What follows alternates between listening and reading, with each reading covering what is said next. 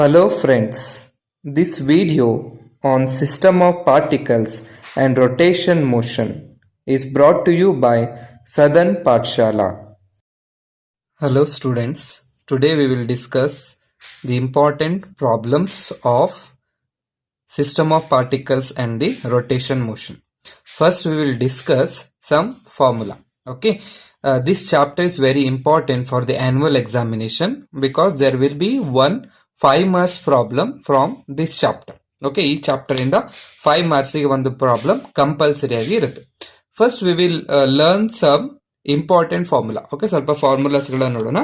So first moment of inertia. Okay, moment of inertia ಅಂತ ಹೇಳಿದ್ರೆ that is the product of mass of the body and the perpendicular distance from the axis of rotation, or sometimes if we take the distance from the center of mass, then this r is called as radius of gyration and m will be the center of mass. Okay, ಯಾವಾಗ ನಮಗೆ mass ಕೊಟ್ಟು radius of gyration ಅಥವಾ perpendicular distance ಅನ್ನ ಕೊಟ್ಟಾಗ moment of inertia can be calculated by using the formula I is equal to mr square.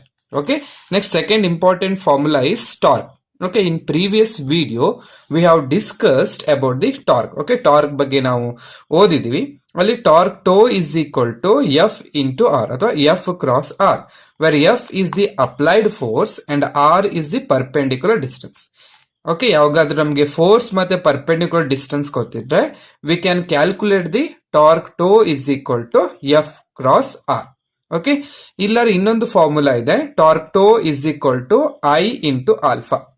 Okay, if they have given the value of moment of inertia and alpha is angular acceleration. Okay, angular acceleration ಅಥವಾ moment of inertia ಕೊಟ್ರೆ we can easily calculate the torque.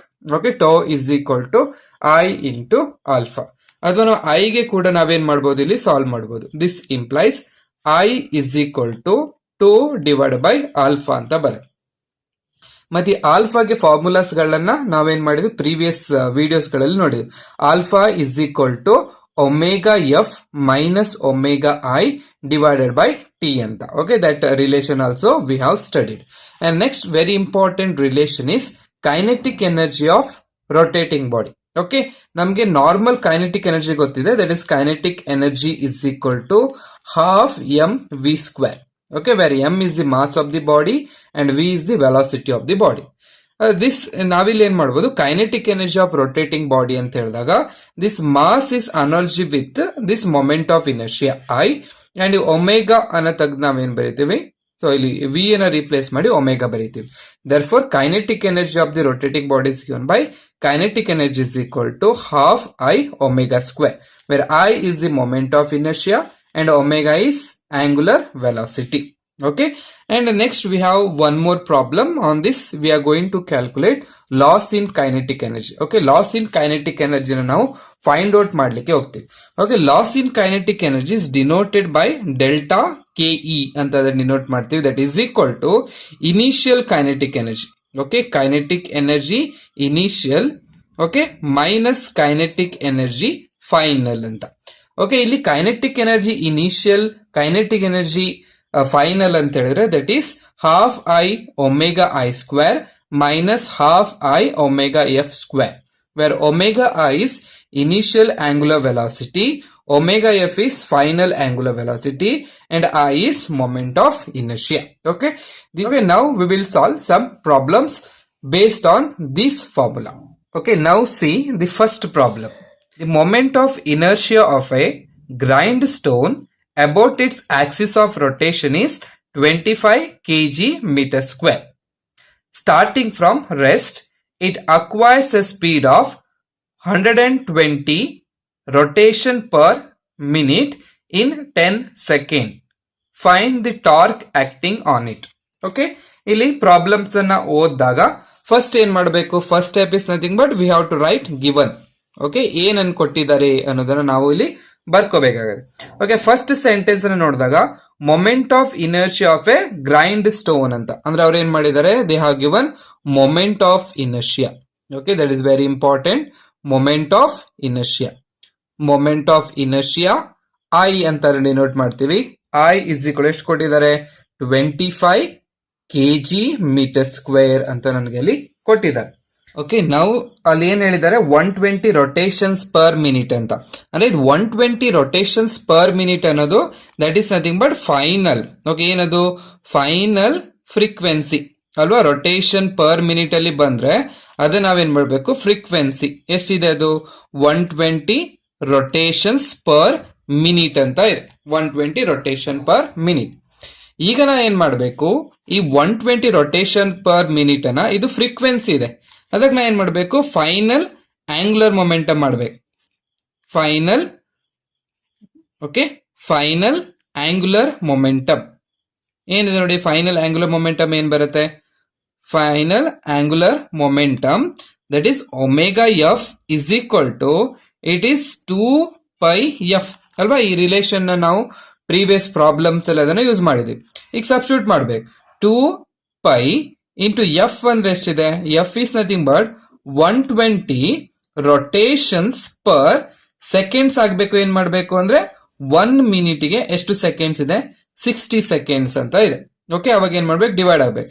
ಇನ್ನು 0 cancel ಆಯ್ತು, 6 1s 6 2s ಅದೆಷ್ಟು ಬರುತ್ತೆ ನಮ್ಗೆ, 4π ಅಂತ ಬರುತ್ತೆ. 4π ಅಂದ್ರೆ ಎಷ್ಟು, 4 ಇಂಟು 3.142. ಓಕೆ, ಪೈ ವ್ಯಾಲ್ಯೂ ಅದಕ್ಕೆ ನಂಗೆ ಸಿಕ್ತು omega f is equal to it will be 12 calculate use ಮಾಡಿ 12.568 ರೇಡಿಯನ್ ಪರ್ ಸೆಕೆಂಡ್ ಅಂತ ನಮಗೆ ಸಿಕ್ತು. ಓಕೆ, ಈಗ ನನಗೇನ್ ಸಿಕ್ತು, final angular velocity. Okay, sorry, this is not a momentum. Final angular velocity, final angular velocity it is 12.568 radian per second ಅಂತ ಸಿಕ್ತು. ಈಗ ನಾನು ಏನ್ ಮಾಡ್ಬೇಕು, ನನಗೆ ಅವ್ರು ಏನು ಫೈಂಡ್ ಔಟ್ ಮಾಡಕ್ ಹೇಳಿದ್ದಾರೆ ಪ್ರಾಬ್ಲಮ್ಸ್ ಅಲ್ಲಿ ನೋಡಿದಾಗ, find the torque acting on it ಅಂತ ಹೇಳಿದ್ದಾರೆ. ನಾ ಏನ್ ಮಾಡ್ಬೇಕು, torque. Okay, torque tau is equal to question mark ಅಂತ. ಓಕೆ, ನಿಮ್ಗೆ ಪ್ರಾಬ್ಲಮ್ಸ್ ಕೊಟ್ಟಿದೀವಲ್ವಾ, ಇಲ್ಲಿ ಏನ್ ಮಾಡಿದೀವಿ, so we have given formula. ನೋಡಿ, ಫಾರ್ಮುಲಾ ಯಾವ ಫಾರ್ಮುಲಾ ಯೂಸ್ ಮಾಡಬೇಕು, ಈ ಫಾರ್ಮುಲಾ ಯೂಸ್ ಮಾಡ್ಲಿಕ್ಕೆ ಆಗೋದಿಲ್ಲ, ಯಾಕಂದ್ರೆ ಎಫ್ ಕೊಟ್ಟಿಲ್ಲ, ಆರ್ ಕೊಟ್ಟಿಲ್ಲ. ಈ ಫಾರ್ಮುಲಾ ನೋಡಿ, tau is equal to I value ಕೊಟ್ಟಿದ್ದಾರೆ, ಆಲ್ಫಾ ವ್ಯಾಲ್ಯೂ ನಾನು ಫೈಂಡ್ ಔಟ್ ಮಾಡ್ಕೊಂಡೆ ಅಂದ್ರೆ I can use this relation. ಅದಕ್ಕೆ ಏನ್ ಮಾಡಿದ್ರೆ ನೋಡಿ, tau is equal to find out ಮಾಡ್ಬೇಕಲ್ಲ. Next I will write formula. Okay, formula ಏನು, tau is equal to I into alpha. ಈಗ ಬಟ್ ಆಲ್ಫಾ ಫೈಂಡ್ ಔಟ್ ಮಾಡ್ಬೇಕು. ಆಲ್ಫಾ ಏನ್ ಹೇಳ್ತೀವಿ, alpha is equal to omega F minus omega I divided by it will B T ಅಂತ. So omega F value ಎಷ್ಟಿದೆ, it is 12.568. Omega I value ಎಷ್ಟಿದೆ, 0 divide by time ಎಷ್ಟು ಕೊಟ್ಟಿದ್ದಾರೆ ಅವರು. Okay, time ಕೊಟ್ಟಿದಾರಲ್ಲ problem ಅಲ್ಲಿ 10 second ಅಂತ. ನೋಡಿ, ಇಲ್ಲಿ ಟೈಮ್ ಒಂದು ಬರ್ಕೊಳ್ಳಿ, time t is equal to 10 seconds ಅಂತ. ಏನ್ ಮಾಡಿ, ಡಿವೈಡ್ ಬೈ 10 ಮಾಡ್ಬೇಕು. ನಮ್ಗೆ ಏನ್ ಸಿಗುತ್ತೆ, alpha is equal to 1.2568 radian per second square ಅಂತ ಸಿಗುತ್ತೆ. ಓಕೆ, ಇದಕ್ಕೆ ಏನ್ ಮಾಡ್ಬೇಕು, ಒಂದು ಬಾಕ್ಸ್ ಅನ್ನು ಹಾಕ್ಬೇಕು. ಆಲ್ಫಾ ಇಸ್ ಈಕ್ವಲ್ ಟು 1.2568 ನನಗೆ ಸಿಗುತ್ತೆ. ಹಾಗಾದ್ರೆ ಟಾರ್ಕ್ ಅನ್ನ ಫೈಂಡ್ ಔಟ್ ಮಾಡಬಹುದಾ. Therefore torque is equal to tau is equal to I into alpha. I value ಎಷ್ಟು ಕೊಟ್ಟಿದ್ದಾರೆ, that is 25. Okay, I value ಗೊತ್ತಿದೆಯಲ್ಲ, 25 ನಮಗೆ ಕೊಟ್ಟಿದ್ದಾರೆ. 25 into alpha is 1.2568. Okay, multiply ಮಾಡಿ ಕ್ಯಾಲ್ಕುಲೇಟ್ ತಗೊಂಡು ನಿಮ್ಗೆ ಆನ್ಸರ್ ಸಿಗುತ್ತೆ. That will be 31.42. It will be newton metre. Okay, now next problem. Okay, next problem read out.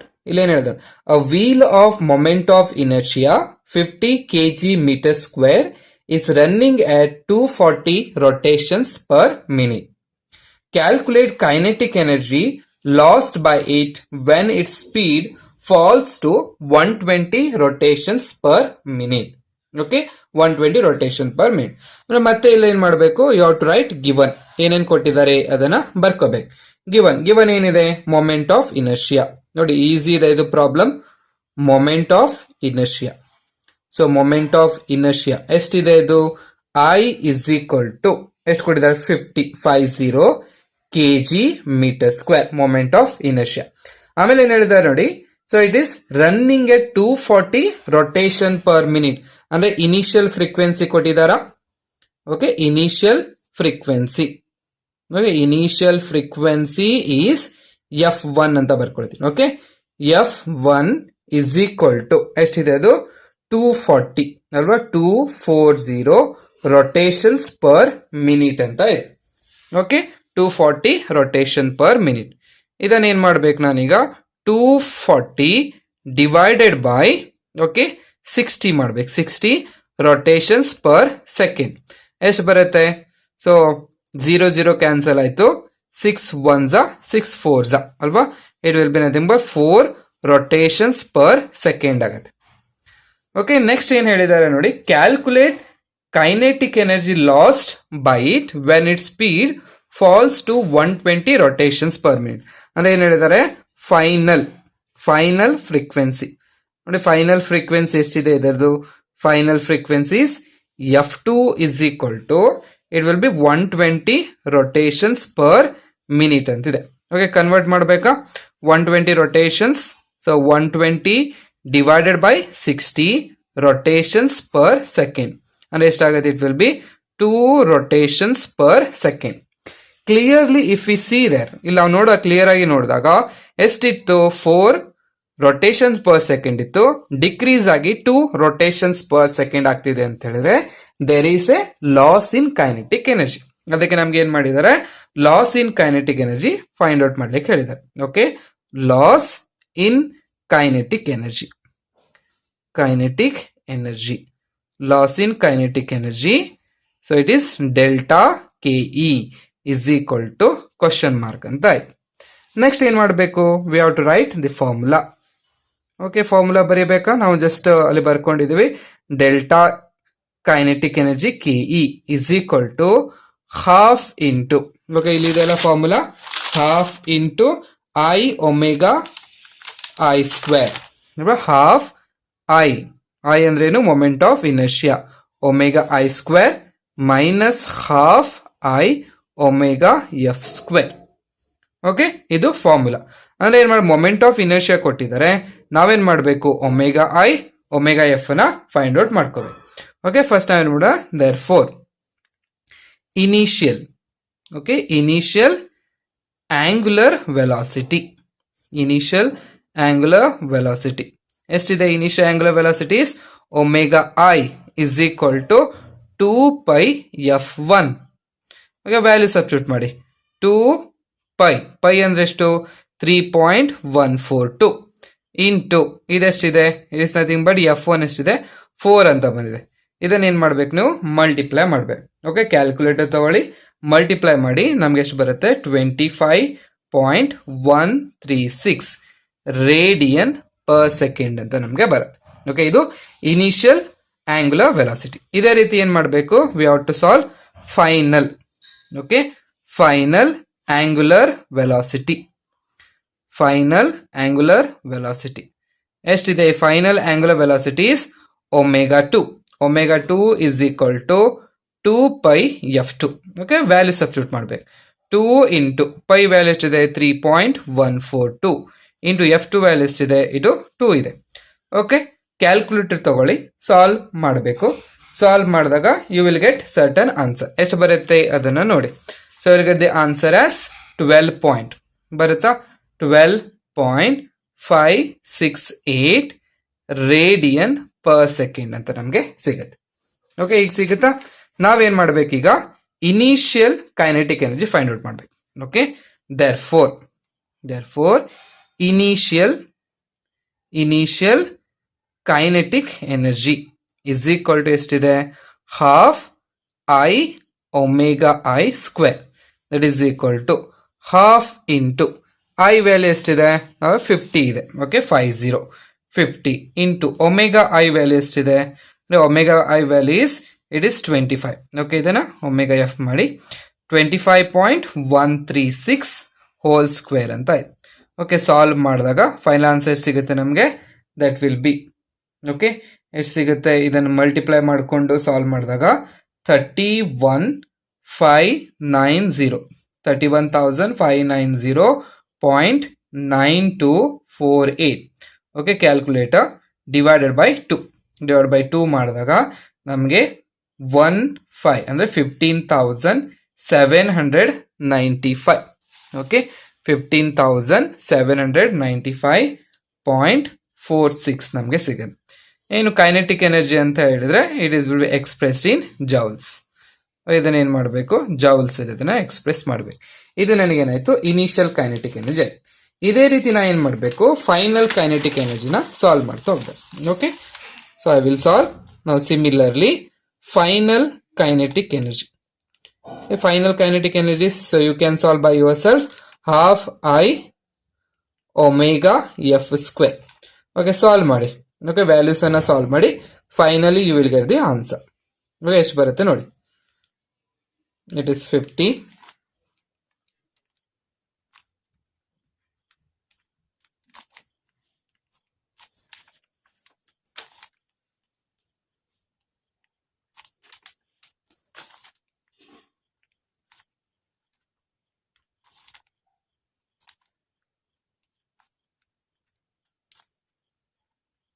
Okay, that is 3948.86 joules ಅಂತ ಸಿಗುತ್ತೆ. Okay, therefore loss in kinetic energy, loss in kinetic energy ಏನಾಗಬೇಕು, that must be ಎರಡು values difference ಆಗಬೇಕಾ. Okay, ಅಲ್ಲಿ first answer ಏನಿತ್ತು 15. Okay, so ಅಲ್ಲಿ answer ಬಂದಿತ್ತ, that will be 15,795.46 minus 3,948.86. Okay, answer ಎಷ್ಟು ಬರುತ್ತೆ ನಿಮಗೆ, 11,000. ಓಕೆ, 11,846.59 ಜೌಲ್ ಅಂತ ಬರುತ್ತೆ. Okay, this is loss in kinetic energy. Okay, please check description box for more numerical problems.